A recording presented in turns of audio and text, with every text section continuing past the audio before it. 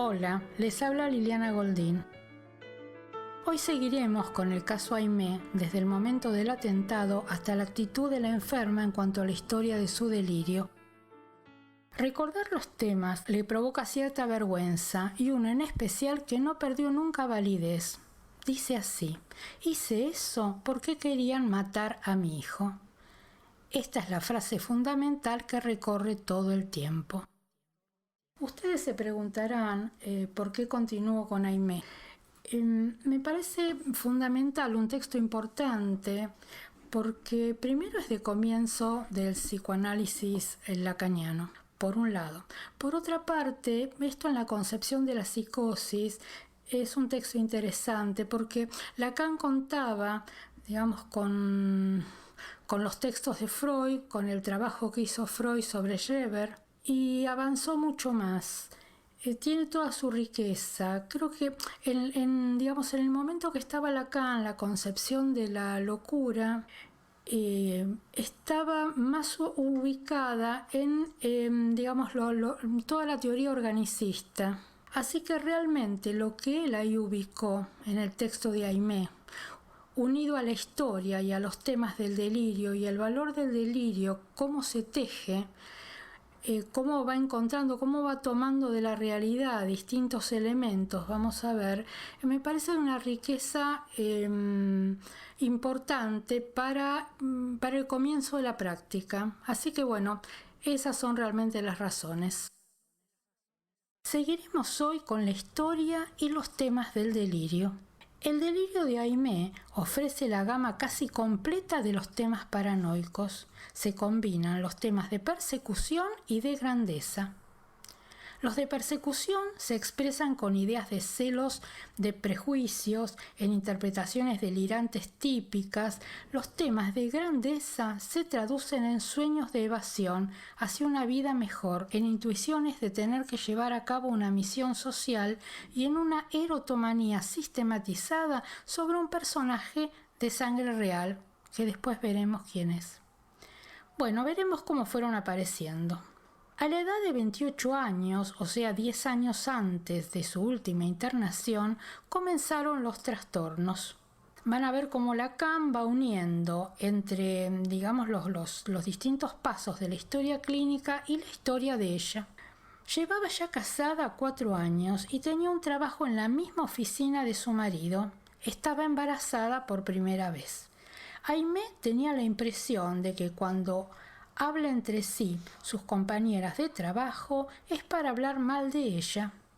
Critican sus acciones, calumnian su conducta y le anuncian desgracias. En la calle la gente murmura cosas contra ella y le demuestran su desprecio. Tiempo más tarde le había hecho una escena de celos a su marido, desprovista de todos motivos. Ella decía: ¿Por qué me hacen todo esto?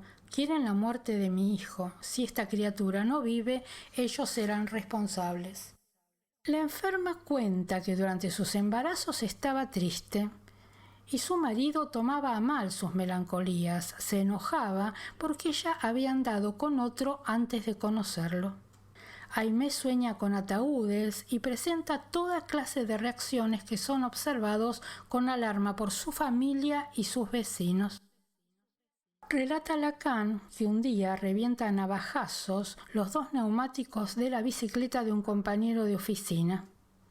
Una noche se levanta y le echa a su marido una jarra de agua por la cabeza. En otra ocasión le tira una plancha doméstica. Mientras tanto, o sea, como en oposición, colabora con la confección de la cunita con el bebé esperado. Da a luz una niña que nace muerta. Este episodio produce una gran conmoción en la enferma y le imputa la desgracia a sus enemigos y coloca toda responsabilidad en una mujer que ha sido su mejor amiga. Esta mujer, nos trae en la tesis, trabajaba en una ciudad muy lejana, se comunicó por teléfono poco después del parto y Aimé encontró muy extraña la situación. La cristalización hostil hacia la amiga se inicia en ese momento. Cuando Lacan dice la cristalización hostil hacia la amiga, indica que fue el comienzo de colocarla como perseguidora. En este mismo tiempo, Aimé interrumpe bruscamente las prácticas religiosas que hasta entonces conservaba. Permanece hostil, muda, encerrada en sí mismo durante días enteros, o sea que cambia totalmente su conducta. El segundo embarazo también fue con depresión y ansiedad, con el mismo delirio de interpretación. El niño nace y ella se entrega a cuidarlo con un ardor apasionado. Nadie más que ella se podía ocupar del bebé hasta los 5 meses. Le da pecho como hasta el año y pico y durante el amamantamiento se va haciendo más interpretante. Hostil para con todo el mundo, peleadora. Ven como este segundo momento. Todos amenazan a su hijo. Se produce un incidente con unos automovilistas a quienes acusa de haber pasado muy cerca del cochecito de su bebé y miren hasta dónde llega. Lleva el caso a los tribunales. A espaldas del marido ha presentado una carta de renuncia en la compañía y pidió un pasaporte para los Estados Unidos, utilizando un documento falso para que la autoricen a salir con el niño. Quería probar fortuna en los Estados Unidos. Va a ser novelista. La hermana le pide que renuncie a esa idea y dice a Aimé: tramaron un complot para arrancarme a mi hijo e hicieron que me encerraran en una casa de salud. Se trata este momento de la primera internación. Sale de la clínica al poco tiempo, no curada, solo mejorada y a pedido de su familia. Cuida entonces a su hijo, pero no quiere incorporarse al trabajo en la oficina. Pide ser trasladada a París más o menos cerca de 6 años antes del atentado. Es en este momento donde se construye la organización delirante que precede al acto. O sea, desde su tiempo de llegada a París, estos 6 años. Ahora vamos a ver cómo se va dando. Según ella, la actriz, su víctima, amenazó la vida de su hijo. Cabe esta pregunta: ¿cómo armó esta creencia? Antes del atentado, Aimé nunca tuvo contacto directo con la actriz. Un día, dice Aimé, oí que mis colegas hablaban de ella. Entonces comprendí que era ella la que estaba en contra de nosotros. Ven que todo le hace signo. Lo que escucha, una palabra, los carteles de la calle, los sonidos. Así se arma con indicios, ¿no? Con signos, que los toma y van nutriendo el delirio. Todos estos estaban de acuerdo en declararla fina y distinguida. Sus compañeros de trabajo decían esto. Y ella dice: yo protesté diciendo que era una puta. Aimé reconoce que a raíz de su llegada a París vio por lo menos en 2 ocasiones a la señora Z. La señora Z es la actriz. Así aparece, con esa letra, aparece en el texto de Lacan. Entonces la vio por lo menos 2 veces en funciones de actriz. Una vez en el teatro y otra vez en la pantalla. No recuerda muy bien la obra de teatro y el argumento de la película se le escapa. Si bien, dice Lacan, tenemos razones para pensar que no puede tratarse más que de una novela cuyo autor es precisamente P.B., lo coloca con esas iniciales. El nombre completo es Pierre Benoit, que era su principal perseguidor. Se convirtió en un escritor en su principal perseguidor. Sea como fuere, el delirio interpretativo prosigue su marcha, nos dice Lacan. Ven qué interesante cómo él va escuchando y va armando, en manera clara, digamos, cómo se nutre, cómo toma su marcha el delirio, cómo se va armando. Estas interpretaciones surgen de la lectura de los periódicos y de los carteles, esto que les decía recién, todo le hace signo.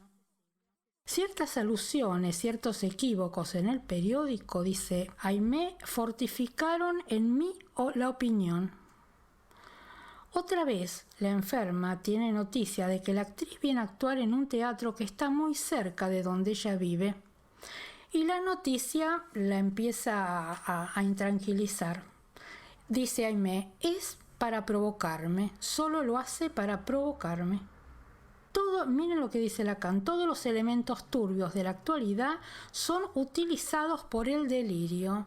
O sea, ¿de qué se nutre el delirio? Hay un hecho policial, es el asesinato de Philippe Daudet, que es evocado frecuentemente por la enferma, y ahí, digamos, alude a esto en sus escritos. Ella escribía: la enferma ve en sueños a su hijo ahogado, asesinado, raptado por la policía.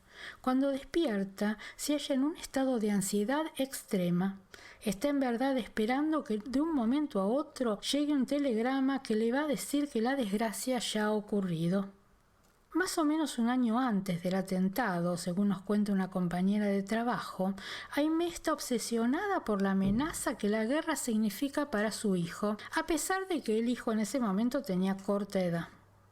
Temía mucho por la vida de su hijo. Ella escribe: si no le sucedía una desgracia ahora, le sucedería más tarde, a causa de mí, y yo sería una madre criminal.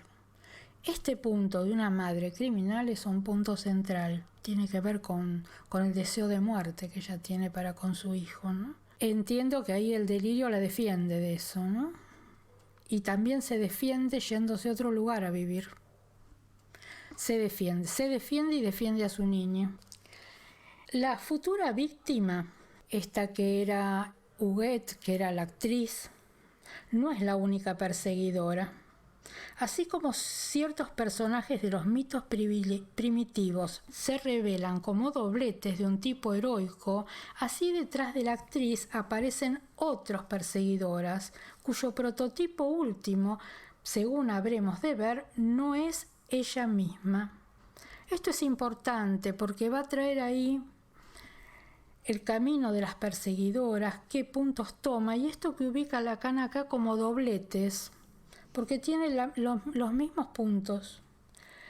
Estas otras perseguidoras son Sarah Bernard, estigmatizada en los escritos de Aimée, y la señora C., esa novelista contra la cual quería publicar artículos en un periódico comunista. Así es fácil de ver cómo la perseguidora seleccionada por Aimée, o sea la señora Z, esta actriz, tiene un valor más representativo que personal. La señora Z es el tipo de mujer célebre, adulada por su público, la mujer que ha llegado y vive en el lujo. O sea que estos puntos tienen que ver con el ideal que ella tenía allí. Hay un segundo enigma que va a plantear el delirio en relación al novelista P.B. Pierre Benoit. Este es otro camino que tiene que ver con la línea de los perseguidores. Un punto interesante nos plantea Lacan para poder pensar que esta relación delirante con este personaje fue en principio erotomaníaca y posteriormente pasó a una etapa de despecho. Ella dice en un momento que fue P.B. quien lo obligó a abandonar a su marido. Se daba a entender, dice ella, que estaba enamorada de él.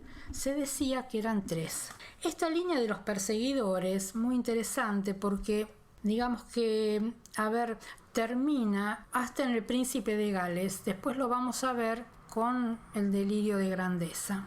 Bueno, creo que por hoy vamos a dejar acá. Yo volvería a retomar un punto que me parece importante y es, digamos, esto que nos trae y el valor de volver al texto de Aimée, al texto de Lacan sobre Aimée, todo el valor que tiene este punto, como cómo se lee el delirio. Porque él, y esto es fantástico, hasta el año 70 y pico, él dice que no se mueve un ápice de lo que construyó allí. A pesar de que no llevaba adelante el tratamiento de Aimée, solo tenía entrevistas, pero sí el valor que le da al delirio, a lo que él pudo construir alrededor de Aimée. Y este punto, que todos los elementos que aparecen en el delirio tienen valor y están anudados a la historia de la sujeto. Así que bueno, veremos, digamos, en el próximo encuentro avanzaremos un poquito más en este texto que en este punto me parece muy importante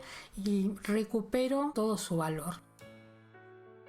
Bueno, muchas gracias por escucharme y bueno, nos volvemos a encontrar.